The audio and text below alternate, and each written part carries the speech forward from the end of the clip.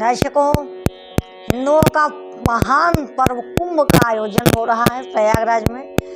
कुछ लोग कुंभ पर्व में जा रहे हैं, कुंभ का आनंद ले रहे हैं, तो कुछ लोग सोशल मीडिया पर कुंभ को देख रहे हैं। परंतु क्या आप जानते हैं कि कुंभ का इतिहास क्या है? कुंभ पर्व का आयोजन क्यों किया जाता है? इसका वैज्ञानिक आधार क्या है? खगोल शास्त्र की दृष्टि से इसका क्या महत्व है? नमस्कार दर्शकों, मेरा नाम है अंकिता दुबे। दर्शन कुंभ क्या है, कुंभ की ऐतिहासिकता क्या है, इसे बताने हेतु मैं प्रस्तुत हूँ। कुछ ऐसे लोग हैं जो कुंभ को अंधविश्वास कर रहे हैं, कुछ ऐसे भी लोग हैं जो कुंभ का महिमा मंडन कर रहे हैं। महिमा मंडन तो उचित ही है, परंतु अंधविश्वास किस आधार पर किया जा रहा है, किस मतलब कल्पना बता रहे हैं, परंतु इसका ऐतिहासिक पृष्ठभूमि क्या है, इसे कोई नहीं बता रहा है। इसका कारण क्या है? अध्ययन का अभाव। आप जब अपने शास्त्रों को पढ़ते ही नहीं हैं, तो कभी राम को कुछ कह देंगे, तो कभी कुंभ को कुछ कह देंगे, तो कभी कह देंगे कि ये ग्रंथ का कोई अस्तित्व नहीं है। यह अध्ययन का अभाव है। अब आप जानने का प्रयत्न करें कि कुंभ का ऐतिहासिक पृष्ठभूमि है क्या। पूरा वीडियो देखें और धैर्यपूर्वक बने रहे। अधूरा छोड़कर जाएंगे तो कुछ नहीं मिलेगा।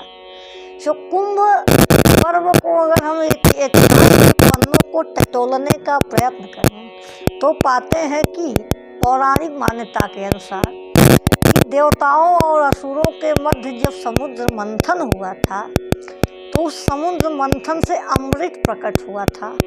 धनवंतरि कलश लेकर प्रकट हुए, उसी कलश में वो अमृत था। तो अमृत को देखकर देवताओं और असुरों दोनों के मध्य एक झड़प हो गया, भिड़ंत, कि मुझे अमृत चाहिए, मुझे अमृत चाहिए। कहा जाता है कि देवताओं के उस अमृत के कलश को लेकर असुर भागने लगे।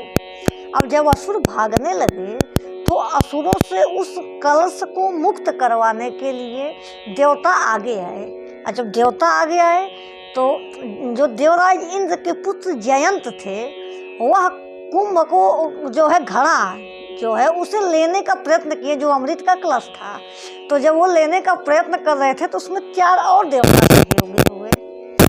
आपके सूर्य देव, जो कि कुंभ को टूटने से बचाए, बृहस्पति देवगुरु बृहस्पति, वो कुंभ वो राक्षसों को रोकने का प्रयत्न किए, ताकि जयंत अगर वो लेके आ रहा है तो उसको रोक सकें। और चंद्रदेव उस कलश की रक्षा किए थे। और जो शनि देव थे, वो देख रहे थे कहीं ऐसा न हो ये इंद्र का पुत्र जयंत कौवा कहीं पी न ले, क्योंकि वो कौवे के वेश में उस कलश को बचाने का प्रयास कर रहा था। तो ऐसे परिस्थिति में जब उनके मध्य झड़प हुआ तो कुंभ का 4 बूंद, उस कुंभ का अर्थात जो अमृत से भरा कलश था, उसका 4 बूंद भारतवर्ष की महान धरा पर 4 जगह गिर गया। वो 4 जगह आपका हरिद्वार है। सबसे पहला बूंद हरिद्वार में गिरा, उसके पश्चात प्रयागराज में गिरा, और उसके पश्चात उज्जैन में गिरा, फिर आपका नासिक में गिरा। अब वो जब 4 बूंद 4 जगह गिरा तो वो अत्यंत पवित्र धारा हो गया। वहीं से इस कुंभ पर्व का आयोजन होने लगा। लोग स्नान करने लगे, उसे एक परंपरा के तौर पर जोड़ लिए। तो यहाँ से कुंभ का यहीं से यही ऐतिहासिक पृष्ठभूमि यही है, ऐसा कहा जाता है।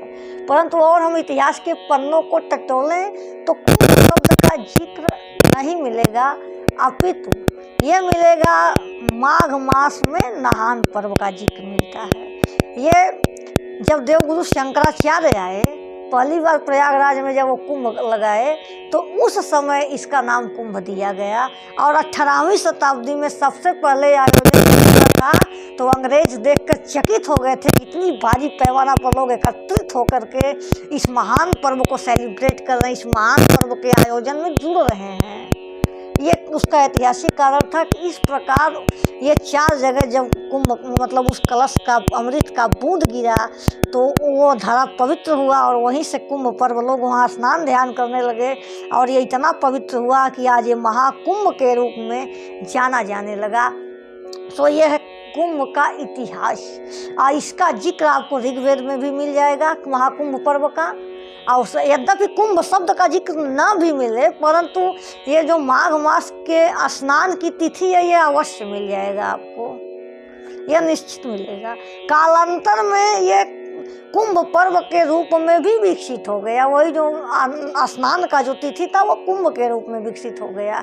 यूँ कह लें कि नाम पड़ता गया ज्यों ज्यों समय बीतता गया। यह उसका यथार्थ ऐतिहासिक पृष्ठभूमि था।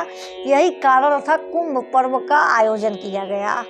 आशा करते हैं आप सभी लोग हमारी बात को समझे होंगे।